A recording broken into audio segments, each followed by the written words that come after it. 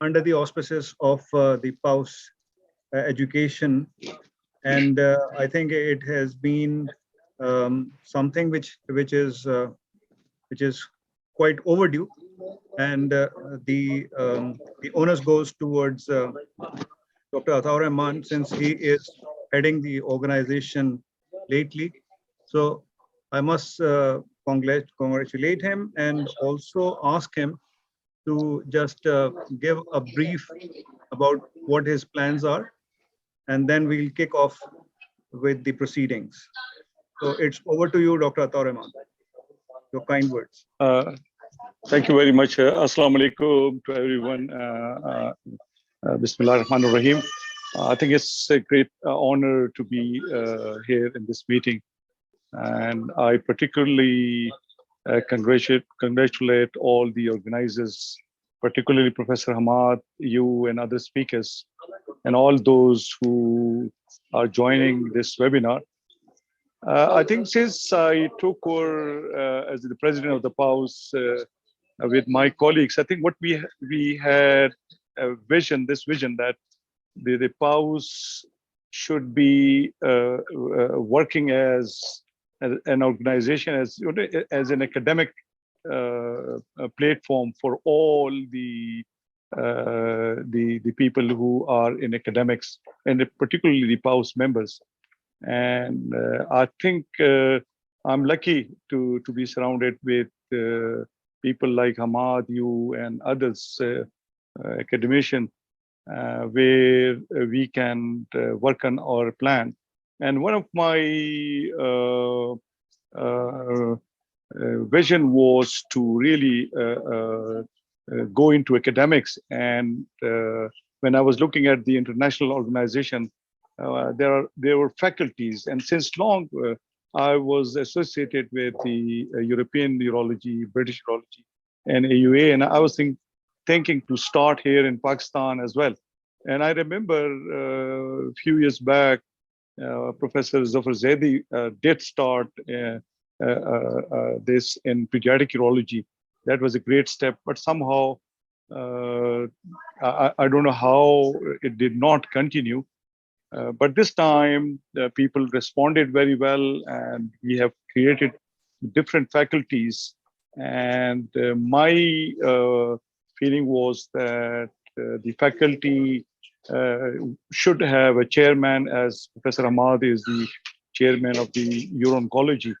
And there are other faculties, as you know, like andrology, and there's a faculty of functional urology, transplantation, MIS, the laparoscopic and robotics. So what the plan is, and which is like started with this webinar, and in the morning there was another webinar on uro-andrology, which was executed by Professor Khaliqur Rahman. And the objective is to really arrange the academic activities like webinars, like workshops, maybe leading to our own guidelines, and also mini conferences as well. And one thing was that as we have already discussed, is that is not only the local faculty, which will we can include international faculty as well, and it all depends on the chairman and the committee members they can co-opt other members as well. So anyway, I won't take much time. I think this very important webinar, and we're also short of time as well.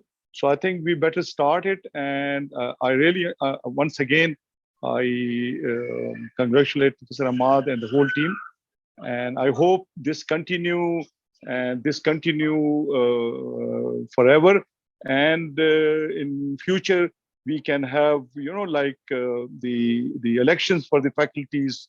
And I hope the people would cooperate. And I think this activity would continue. And this would bring, I think, the other academicians across the globe, and I hope we can promote this nationally and internationally as well.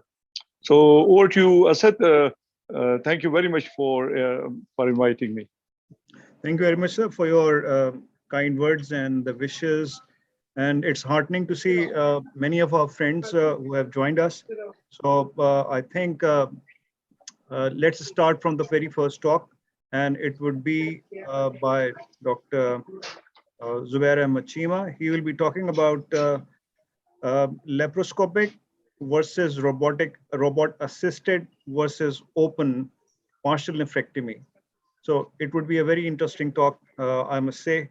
So let's hear from him, and he'll be having like between 25 to 30 minutes. So it will be rather a very easy and a relaxing kind of a time limit. So it's over to you, Dr. Zubair. Good evening, everybody. This is Dr. Zubair Ahmed Chima, consultant urologist from Lahore, and thank you very much to the committee to ask me to give this talk comparing the various techniques of the partial nephrectomy, and I will briefly go through some of the pros and cons of each technique and some of the evidence available to us. So I think it, in a way, is similar to going on a motorway, and depends which lane you want to take during your journey, because each of these three lanes will have its own pros and cons, and depending on which lane you are, there will be certain rules to follow. So in a way, it's a bit similar to that. But it doesn't matter which technique you employ. At the end of the day, you want to achieve this trifecta, which is essentially the success of this operation. And essentially, it is a negative surgical monitoring. So you have a better cancer control. You're not compromising the cancer control of the patient, depending on whichever technique you employ.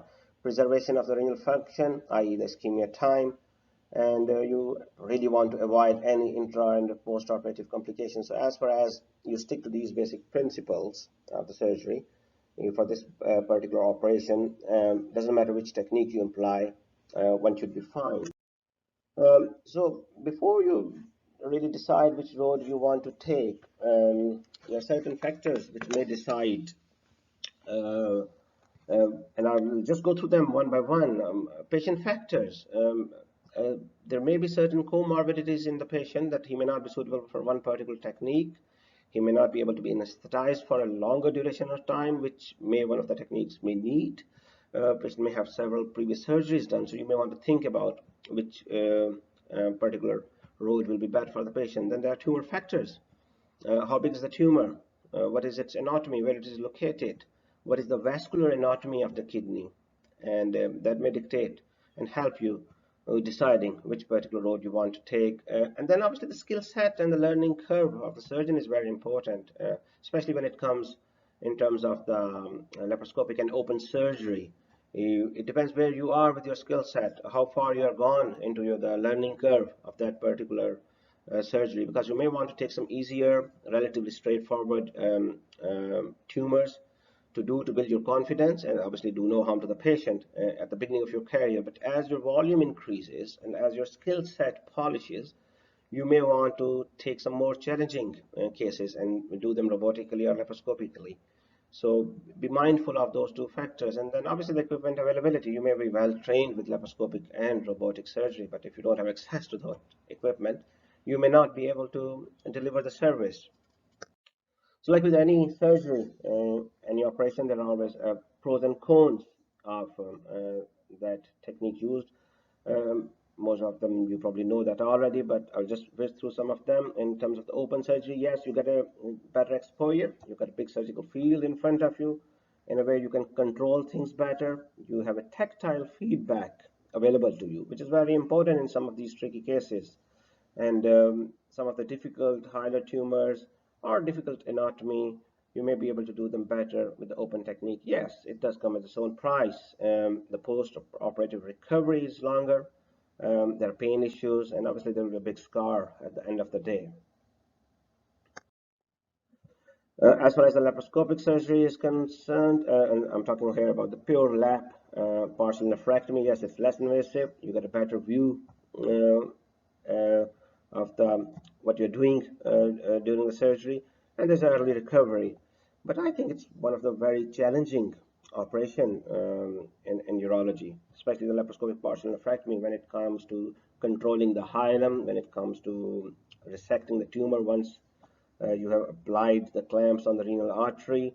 And then when you're trying to stitch it, the ergonomics are very difficult, and unless you have done a real practice of it in a dry lab, it can be pretty stressful, especially when things start bleeding, and everybody starts getting panicked. So I think it's one of the very challenging operations, and the learning curve is slower compared to the robotic surgery or the open surgery, and the surgical time can be longer.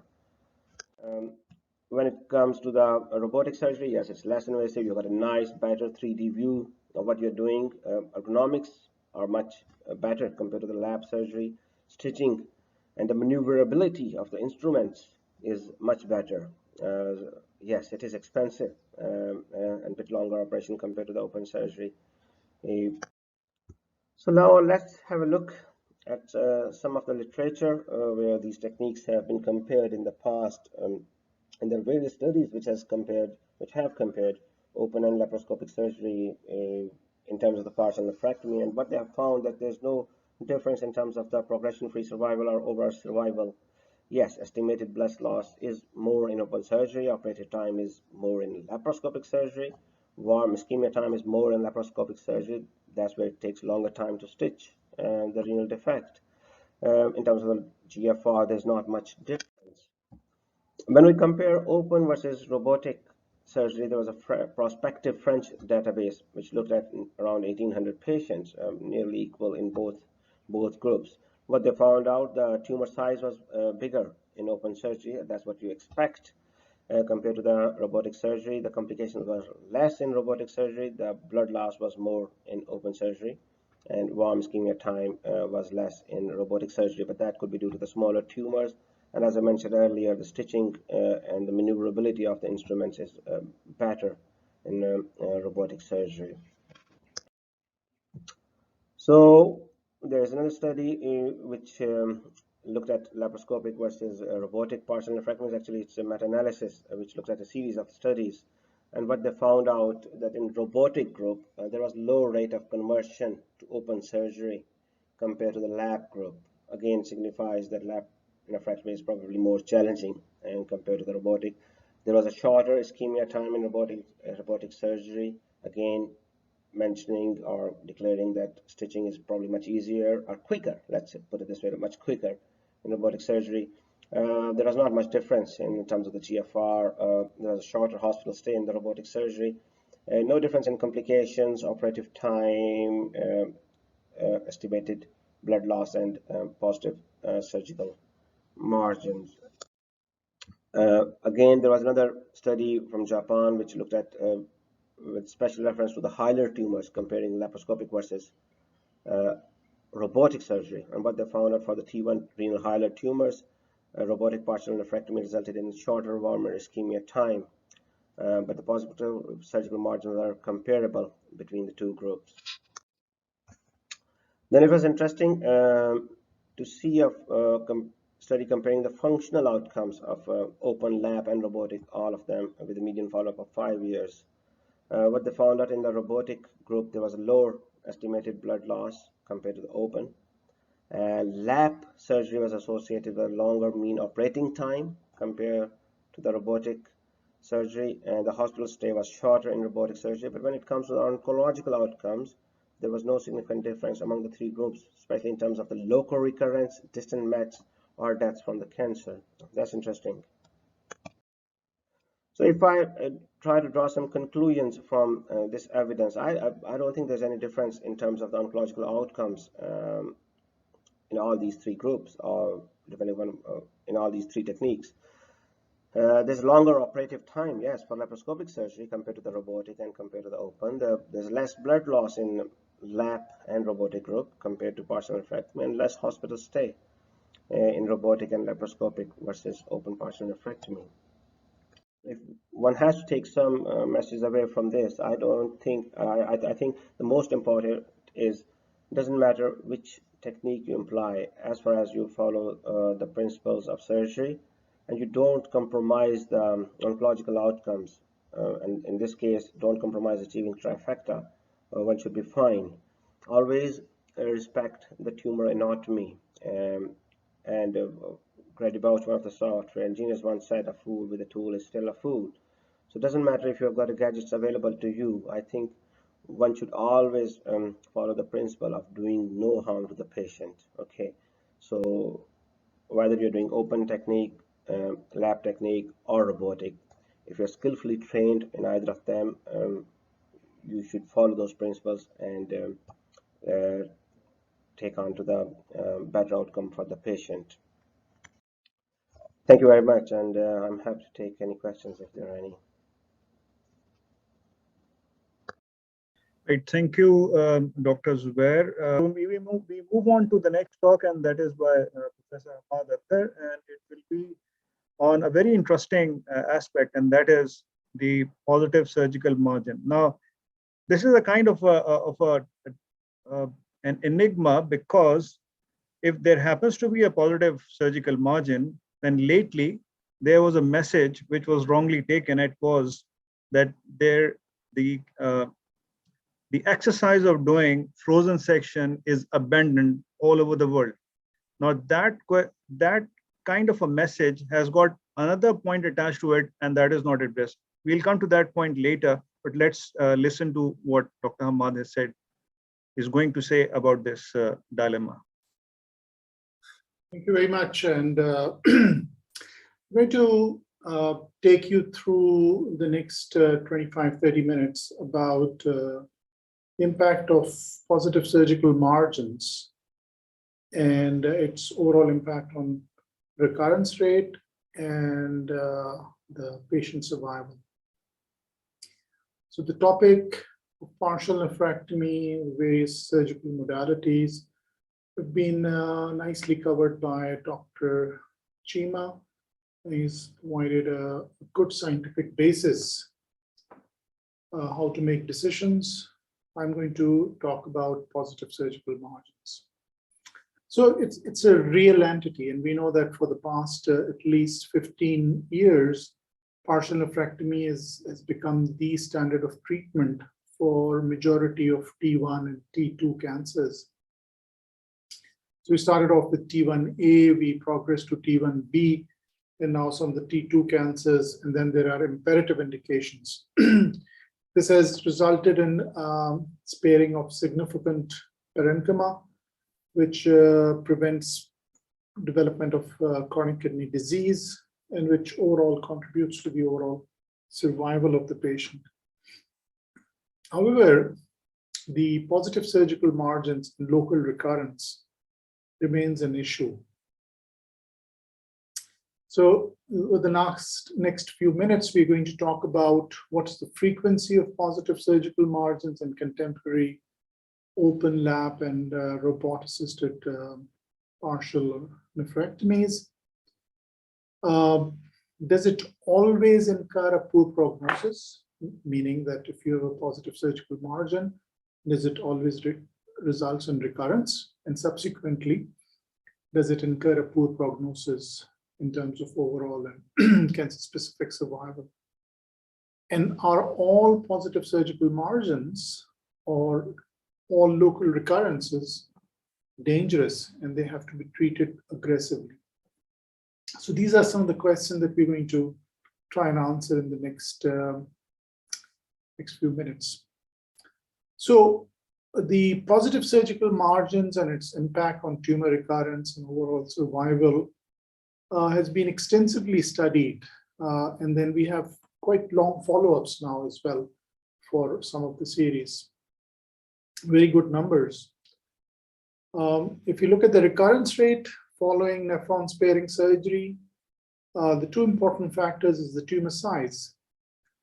So T2, T3 tumors have a much higher incidence of recurrence than the T1 tumors.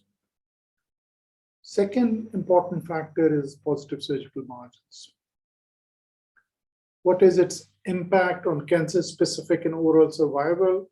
Well, I'll discuss some of the contemporary series to show that the status of margin and its impact is not very clear. So there are conflicting data. However, what is coming out quite significantly in literature is that patients with tumors which are highly malignant, and then if you have a positive surgical margins, it does increases the local recurrence rate and can significantly impact survival as well. So what are the pitfalls of a positive surgical margin? Well, the overall incidence of positive surgical margin is 2 to 8% of all partial nephrectomies. So up to 8% of patients can have a positive surgery. It theoretically corresponds to a residual tumor in the kidney, and that's what our impression as oncological surgeon would be, that if you have a positive surgical margins, it is like having a residual tumor in the kidney. However, its impact is not as dramatic as you would have imagined elsewhere in the body. There have been some retrospective studies that have shown that the positive surgical margin does not translate automatically into a high tendency toward the development of metastases or decrease cancer-specific survival. In cases of minimal positive surgical margin, the remaining tumor may suffer from cautery and ischemia-induced necrosis. So if there is a very fine spot of capsular breach or a surgical margin positivity, there is a presumption that the use of cautery and the ischemia may have killed that tumor focus. The second thing is the false positive surgical margin can also occur, and these typically occur when after the removal, the tumor is handled, that its capsule becomes, there's a capsular breach, the capsule becomes opened or ruptured after it has been removed. And as a consequence, what really happens is that when pathologist looks at it, the tumor is close to or is passing through the ink margin. The other major issue is that frozen section during surgery leads up to 5% of false negative results as well. So what you have been told during surgery that the frozen section is negative for tumor bed, it actually is positive, and the subsequent pathological evaluation will show that. So what is the role of intraoperative frozen section? It basically does not influence on the risk of definitive positive surgical margins. So it's not if you're doing a frozen section, it is not guaranteed that and it comes out negative, it's not a guarantee that you would not have a positive surgical margin. Does open versus lap or versus robot-assisted procedures have an influence? Not really. So far, the literature hasn't shown that one operative technique is better than the other one, be it lap transperitoneal, lap retroperitoneal, or robot-assisted versus open. What does have an impact is the surgeon's experience. And if high volume centers, experienced surgeons, the chances of positive surgical margins is extremely low. It is more frequently seen in patients when your indications for partial nephrectomy is imperative, which is that you have a solitary kidney or bilateral tumors in which you do not follow the strict principle of tumor size and location as an indication for partial nephrectomy. But the indication is imperative because of the reasons that removal of the whole kidney may result in development of end-stage renal disease. And also in patients who've got adverse pathological features like T2 or T3 cancer and high FORMAN rate. So this is a review in European Urology published over 10 years back, but it's a very significant paper, and predominantly the experience at that time was that of open. However, there were lap and robotic-assisted procedure also. And the authors have shown that the incidence of positive surgical margin after open partial nephrectomy is 0 to 7%. It is 0.7 to 4% after laparoscopic surgery, and it is 4 to 6% after robot-assisted procedure. If you take a thicker margin of parenchyma, meaning that you don't do enucleation, you do wedge resection, or you do enuclear resection, or tumor resection, do you decrease the chances of positive surgical margin? Not really. As long as the tumor removal is complete in terms of its capsule, the chances are the same. And if you take an extra parenchyma, you don't really decrease the chances of. If you have a combination of a positive surgical margin and you have a combination of a highly malignant tumor, then your chances of recurrence is significantly high. If you look at the intermediate follow-up, which is really 3 to 4 year follow-up, vast majority of patients with positive surgical margins will not experience local or distant recurrence. The frozen section analysis for evaluation of resection margins during is a minor clinical significance. And the more important thing is the surgeon's feel and experience in order to assess whether there is a possibility of a capsular breach.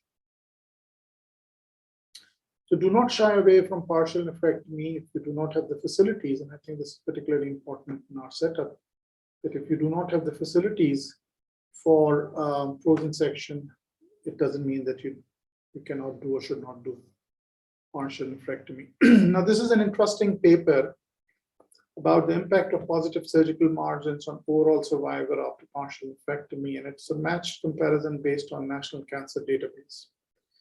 So this is a US data, over 20,000 patients, and each group was matched, had about 1,200 patients with similar in age, gender, race, Charlson comorbidity index, tumor size, histology, and grade. There were overall 386 recorded all-cause mortalities over a median follow-up of 11 years. And in a cohort of over 20,000 patients. The Koch regression model showed a higher risk for all-cause mortality among patients who had positive surgical margins. The other factors which were responsible for mortality include old age, high Charlson comorbidity index, and larger tumor, and they were all at high risk. If you have papillary type 1 or if you have chromophobe tumor, these histological types incur a slightly lesser chances of local recurrence. And the authors, although these database analyses are marked by missing links and missing data as well, but the authors have concluded that the positive surgical margin associated with significantly worse prognosis than patients who do not have positive surgical margin. If you look at this Kaplan-Meier curve, and this is really over 10 years data, 12 years, you can see that the first 4 years, there is no difference in the overall survival between patients who have partial nephrectomy with a positive surgical margin and negative surgical margin. So in both situations, the mortality rate is more or less the same for the first 4 years, 4.5 years. Whereas if you move after that, then patients with negative surgical margins and positive surgical margin patients, the curves actually diverge, indicating that the difference becomes more and more significant after the first 5 years. Now, does positive surgical margins, local recurrence, distance recurrence, and impact on survival is affected by some of the clinical pathological risk factors, and this was studied by Zhang et al. Again, a huge series of database analyses in over 38,000 patients. And when they looked at the recurrence rate after partial or nephron-sparing surgery, they have noted that positive surgical margins, higher Fuhrman grade, higher pathological stage, and larger tumor size are all significantly related to worse prognosis. And this is a systematic meta-analysis which indicate so very significant finding. Ryan and colleague very recently, only last year, published another National Cancer Database analyses. Over 42,000 patients, the positive surgical margins occurred in about 6.7% patients. And if we look at the tumor size, there was a significant impact of tumor size on having a positive surgical margins.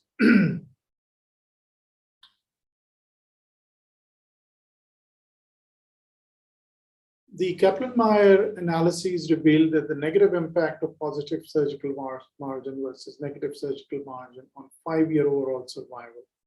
So the author concluded that positive surgical margin, I missed that point about multivariate analysis. The multivariate analysis did show that it's associated with 30% increase in the survival than the rest. So positive surgical margins, the author concluded after partial nephrectomy was independently associated with across the board decrement in the overall survival, which worsened for pathological T3A disease and persistence of tooth analysis. So PSM is associated with decreased overall survival, and authors recommend that these patients should be on aggressive surveillance and definitive resection strategies. Well, what is the impact of histology? And again, this paper published in Uro-Oncology some years back by Wan et al. Showed that if you have a low malignant potential tumors like an oncocytoma or an angiomyolipoma or papillary RCC type 1, chromophobe RCC, and other benign lesions, and compare it to high malignant potential cancers, i.e. the clear cell carcinoma or the collecting duct carcinoma, papillary type 2, and tumor with sarcomatous differentiation, there is a significant difference in the overall chances of positive surgical margins and recurrence after positive surgical margins between these two groups. The patients who have a positive surgical margins and they belong to the low malignant potential group had no local recurrence. Those who had high malignant potential are the ones who had local recurrence. So, but they noted that there is no impact of the histology on the positivity rate. So you would have surgical margins positive in both situations. However, in one situation, you would have greater clinical impact on patient-specific and cancer-specific survival. So what if you get an uncertain margin status on histopathology? Remember that only a proportion of patients with uncertain margin status actually harbor residual malignancy. So it's not 100% that if your pathology report is PSM positive, you would have tumor in the bed. And I have said that use of diathermy or necrosis or surgical clearing and suturing and everything can result in death of those malignant cells. And so every time you have positive surgical margin, pathology doesn't automatically translate into into local recurrence. So if you look at the local recurrence, obviously patients with positive surgical margins have a slightly higher chances of local recurrence, 16% versus 3% in those who have negative surgical margins. Well, what should you do? Radical nephrectomy or resection is often considered as an overtreatment. More intense imaging and follow-up is what is recommended. There's increased risk of secondary local therapy, which may include partial nephrectomy or ablative therapy.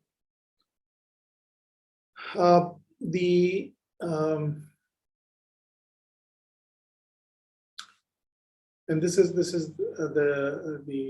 multivariate analysis, and it shows that for man-grade low volume surgeons complete remission. These first two factors, which is the high malignant potential cancers, which are larger in size with higher grade, and those who are operated by low volume surgeons are the only two potentially significant risk factors in positive surgical margins. So controversy is there. Yospovich 1300, this is an old publication published in 2008 in Journal of Urology, nearly 1400 patients. The median tumor size was 3 centimeters. So this is all T1A cancers, positive surgical margins, overall incidence of about 6%. And they noted no significant impact of positive surgical local and metastatic recurrence. Shah et al., again, over 1,200 patients, they noted that positive surgical margin associated with progression. And they particularly noted that high-risk patient, high-grade patients have a higher chances. And some of the other series by Wan et al. That we've talked about, over 700 patients, median tumor size of nearly 3 centimeters, 7% incidence of positive surgical margins, and high local recurrence rate, 4 versus 0%, in patients who've got positive versus negative surgical margins. What about frozen section? Well, methods for intraoperative evaluation of surgical margins is by use of either routine frozen section analysis that you do it in all cases, on-site pathological examination, something which is not really available in most parts of our country, a gross inspection of the tumor size by the surgeon, and on-demand frozen section in ambiguous cases. So these are the various ways of you can actually assess. And although there are no strong data, but the general impression from all the series that we have looked into, that the gross inspection is probably what is more important than anything else. There's criticism to frozen section as well, that false negative or inconclusive results can actually have a problem, and particularly they can have a significant impact on delaying, because either you do not reconstruct the kidney, do not do the nephrography, and wait for the frozen section results. And if you do it and you find a positive result, then you probably have to redo the whole thing, which obviously has. The second thing is that accurate diagnosis is also hampered by insufficient or minute fragments of tissue that is often sent.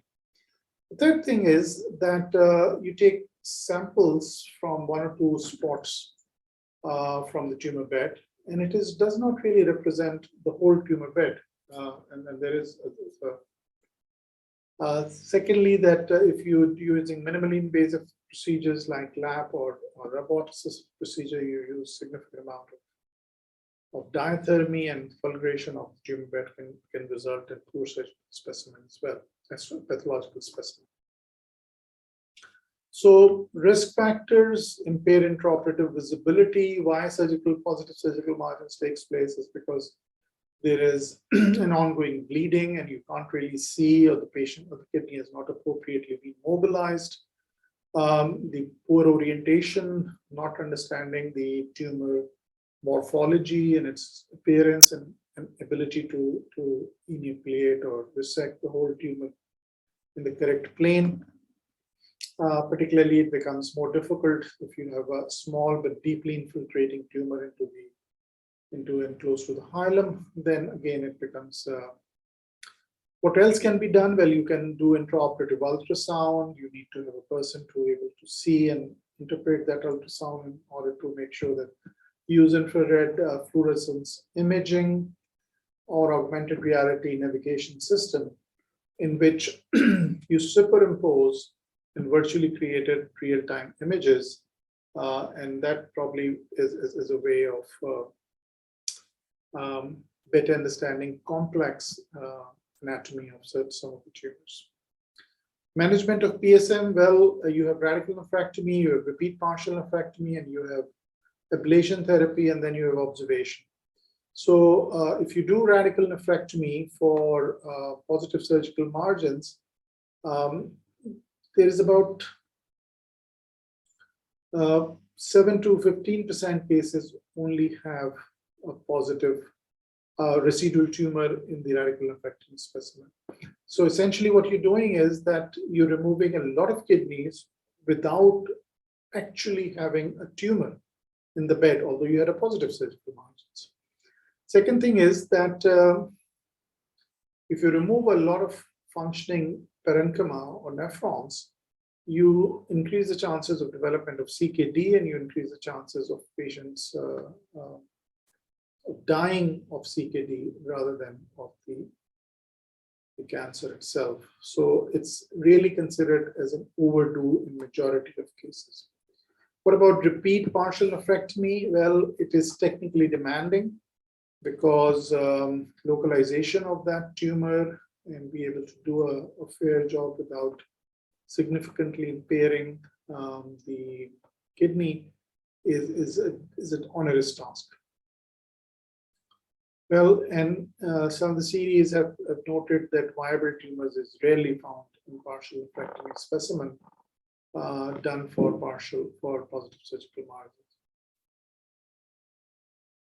However, it can be considered for patients who've got aggressive or high-grade features, papillary type 2 cancers, and patients who've got sarcomatoid differentiation with a positive surgical margin. What about energy ablation? Well, you don't know what you have ablated.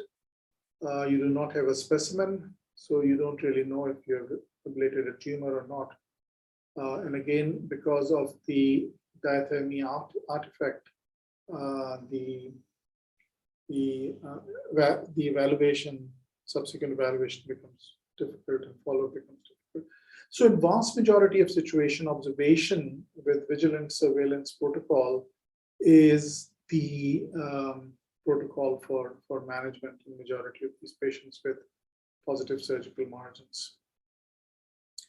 So in summary, positive surgical margins after partial nephrectomy harbor an increased risk of disease recurrence, and particularly for tumors with high malignant potential. The second thing is that vast majority of patients with positive surgical margins do not experience local or distant tumor recurrence, but at least in the intermediate follow-up. So surveillance remained the important tool, and vigilant monitoring and can help in preventing overtreatment and further functional loss. So I'll stop at this point and will be very happy to take any questions that you guys may have. Thank you very much for attention.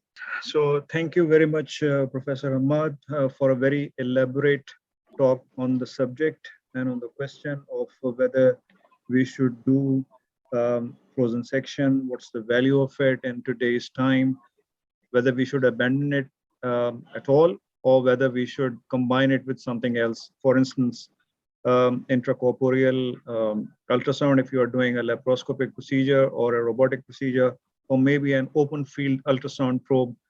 But for that matter, the whole community of doctors in this part of the world has to be trained in doing so. But let me put one more point for discussion, and then we'll open the fora for everybody to speak on. It is about, for instance, if we go on to the talk given by Dr. Zubair Ahmed Chima, what is his choice of doing partial nephrectomy off clamp, on clamp, zero ischemia? Because that is one part which was, I think, less addressed. So, Professor Dr. Zubair, if you want to put some light on the subject of clamping. Right. Thank you very much. I would share my. Can you hear me? Yeah. Yeah, I would share my experience, and obviously some of the talks that we have listened to elsewhere on these topics. Now, as far as zero ischemia or off-clamp partial nephrectomy is concerned, I think it all boils down to the surgeon's experience, right?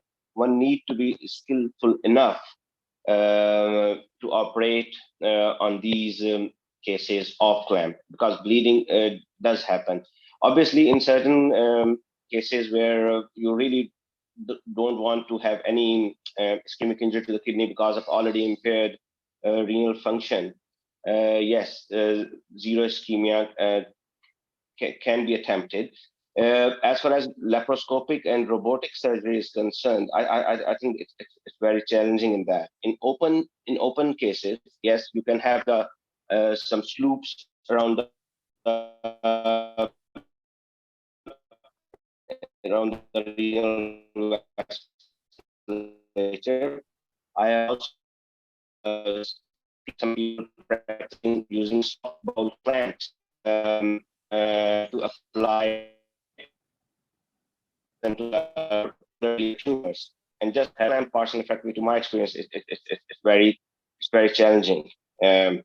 These are my thoughts on that. Right.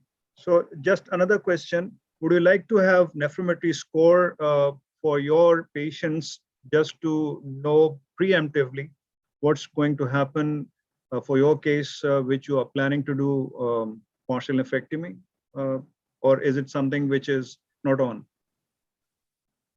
I do use the nephrometry renal score, right? I do thoroughly go through the scan, and especially some of the challenges cases, I will go down to the radiology department, sit down with the radiologist, look at the scan with them, look at the detailed renal vasculature anatomy, because it will kind of tell me what are the possible difficulties I'm going to encounter. So kind of a preemptiveness.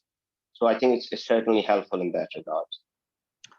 Right. So the forum is open for everybody to speak, and first they have to raise their hand, and then we'll switch on their mics. So let's have an interactive session.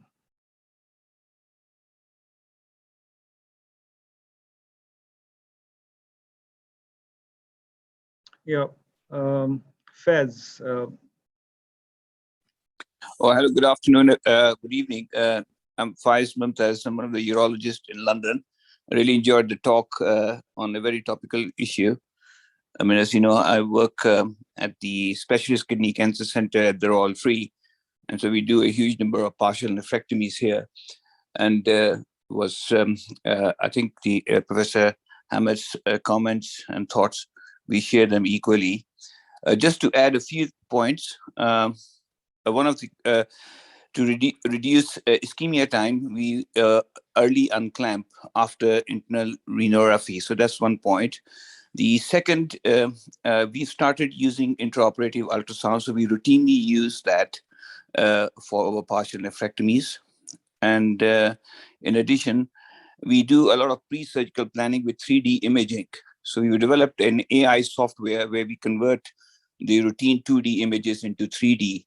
And that really helps in surgical planning, both in terms of how you plan your excision, internal renography, how to visualize the vascular anatomy.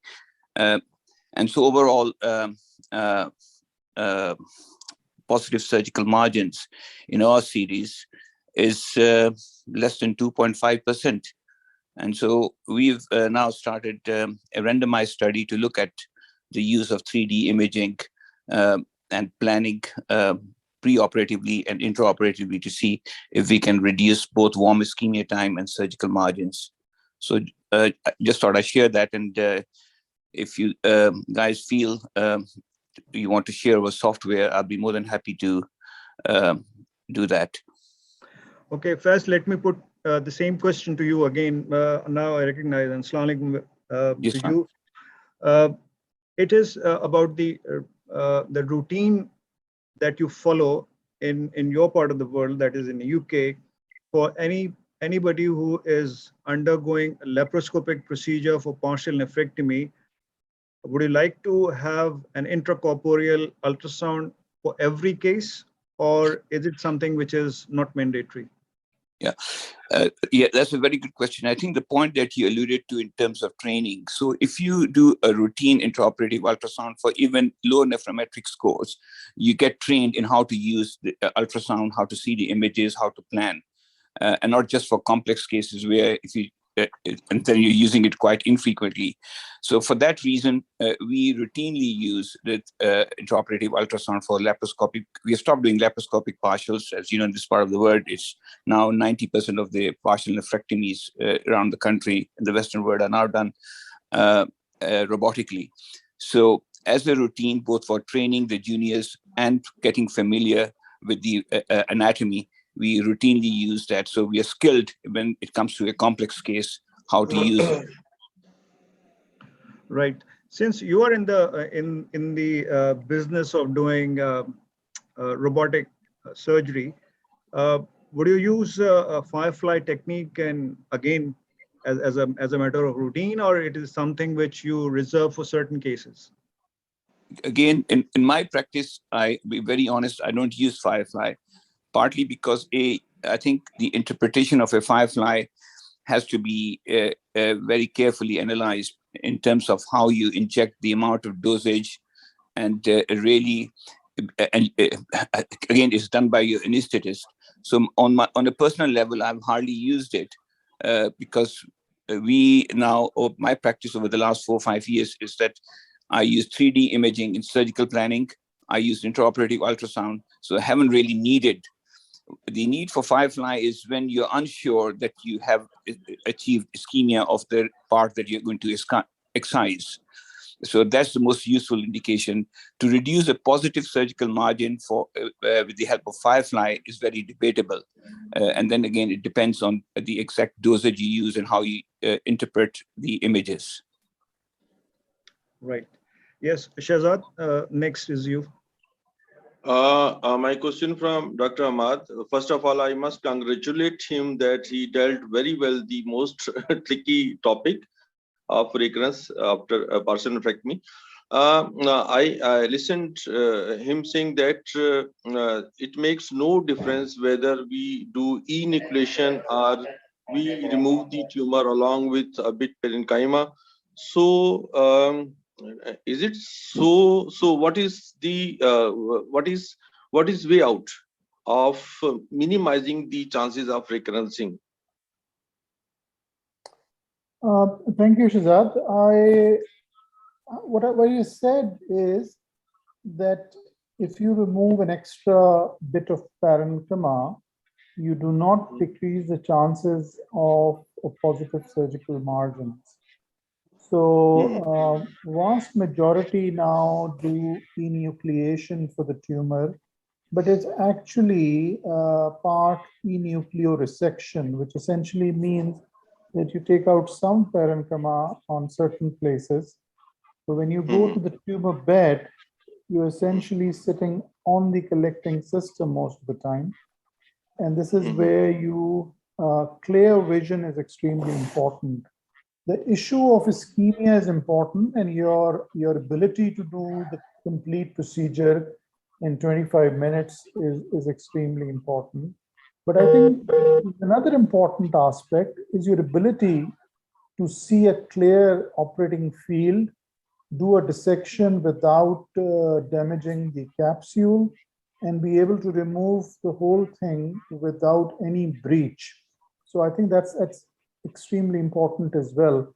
So we should not take home a message that it's really heroic to do a partial nephrectomy without ischemia. There are some indications, but generally it is important that you should be able to see and feel the tumor and remove it en masse without any breach.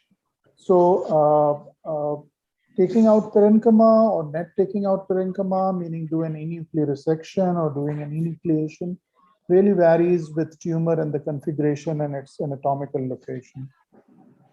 So there's not just one way of doing it. And as Faiz also pointed out, it's important that you look at the anatomy preoperatively, and Zubair also alluded to it, that your ability to really assess the anatomy beforehand, understand the whole geography of this tumor, and be able to define the margins is extremely important, something that you do preoperatively on the console, and peroperatively you translate that mental image in doing a fair dissection. I hope I've answered your question. Thank you, Dr. Ahmad. Thank you. Thank you very much. So, Hamad, how would you respond to this notion that partial nephrectomy should be reserved for anything less than 7 centimeter, and that's a cutoff line, and we should not push our frontiers forward just to give the person enough nephrons to live with in future? Yeah, I mean, I think the point for imperative indication is different. So if it is an imperative indication, then the size itself doesn't matter, because whatever quality of life that you have after a partial or nephron sparing surgery is important. If you can live without dialysis or renal replacement of other forms, I think that's important. But going beyond the T1, meaning T2 or even T3A tumors, it's really a tricky business, not only surgically, but also in terms of your ability to have a clear surgical margins and remove everything. Right. So next is Shoaib, if you want to ask anything, please go ahead. Assalamu alaikum. Dr. Hamad, Shoaib Mithani here. I'm attending your webinar from Mansoura, Egypt. I'm here for 4 months. And just want to convey a few regards from Mansoura faculty that everybody was asking about you. I have a question that if after a partial nephrectomy, if the margin is positive, histopathology showing that the margin is positive, obviously you will follow them more frequently as compared to the radical nephrectomy, and you would like to do the CT scan with contrast, or you would like to follow with the MRI or PET scan, or what else would you suggest? Thank you very much, Shoaib, and thank you very much for joining this webinar from Mansoura. And please convey my salam in regards to Professor Hassan Abul Aneen and Shokir and Shuma and Muspa, all tremendous friends and all great supporters. And we have been together in the good times when travel was much easier. So please do convey my regards. Yeah, sure. As for your question, the important issue is to be able to do a fair job in which you do what you have desired to do. So what Zubair called as achieving your trifecta and pentafecta is important. So how you do it varies from patient to patient, anatomy to anatomy. your preoperative planning becomes extremely important. Your second part of the question was, sorry, I've just forgotten. The second part of it. Post-operatively, I beg your pardon. Yes, sorry. So I think that's a very important area, and thank you very much for asking this question. Now, important to remember is that the incidence of CKD is relatively reduced in patients who have partial versus a radical nephrectomy. But then contrast-induced nephropathy and frequent scannings have a significant impact on kidney functions as well. So the ultrasound, the contrast-enhanced ultrasound is one modality. Again, you probably have to have the equipment and the ability to interpret those ultrasounds. So you need to have good trained sonologists to be able to do that. And that obviously decreases chances of radiation, contrast, and everything else is one modality. MR scans are also helpful. But again, if you have to give gadolinium, then obviously its impact is much more than iodinated contrast impact. I think the bottom line and the important point is that you need to know what you need to know, and probably do it with the minimum amount of injury to the leftover kidneys. So CT contrast, I would do definitely the first 3 months, the first imaging after surgery, because I need to know exactly what's happening. But then subsequently, it really depends and varies, and you tailor your imaging according to the patient's overall health condition, his life expectancy, his tumor grade and tumor size, and then make a decision what really and have a cost benefit and as well as risk benefit ratio of which imaging is more appropriate. I have another question, Dr. Asad. Yes. This question is with Dr. Zubair. Right. Those of us who are regularly doing nephrectomies, laparoscopic nephrectomies, tumor or benign nephrectomies routinely, and when we want to start partial nephrectomies on small tumors, the fear to the mind is that we might leave the positive margins behind. And at the same time, there is another fear that if we do the extra resection, that might take away the purpose of doing the partial, and we end up doing little more extra resection than what it is required. So like this is the dilemma that stops us from starting the partial through laparoscopic. What are your feelings about it? I think, hello, can you hear me? Yes, Zubair, please. Yeah, okay, so that, I think that's a very good question. Okay, so but bear in mind, you have to start from somewhere. Okay, so if you're telling me that your baseline skill, you have started with a laparoscopic radical nephrectomy or simple nephrectomy, so I would always say you should be really good in that, done enough cases to feel comfortable. And I always suggest when you're doing radical nephrectomy, think about that you at one day you will be doing lap partial one day. So try to practice those steps doing it, especially dissection of the hilum. So that's where you will have to have the vasculature control. So when you're doing the dissection of the hilum, have the vein and the artery nicely dissected, even in the radical nephrectomy. I mean, I have seen some people do prefer to apply staplers together. Some people dissect them singly and then put the hemolock. So try to do that. So practice in that thing.